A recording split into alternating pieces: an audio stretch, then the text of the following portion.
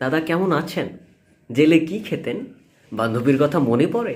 আরে যে রাজ্যে কোনো চোর মুক্তি পেলে স্বাগত জানানোর জন্য সমর্থকের অভাব নেই, যে রাজ্যের মিডিয়া হাউসের কর্মকর্তারা আসল সমস্যার প্রকাশ না ঘটিয়ে সেই চোরকে জিজ্ঞেস করে, দাদা কেমন আছেন?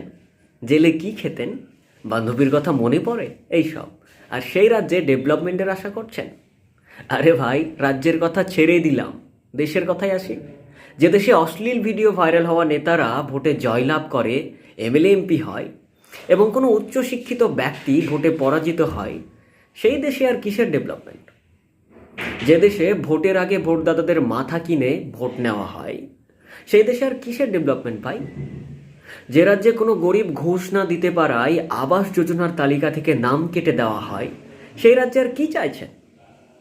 এইসব না হয় বাদই দিলাম, যেই দেশে যেই রাজ্যে কোনো মেয়ে সুরক্ষিত নয়, নৃশংসভাবে ধর্ষণ হয়ে ওটা তাকেই শুনতে হয়, এত রাতে বাইরে কি করছিলে?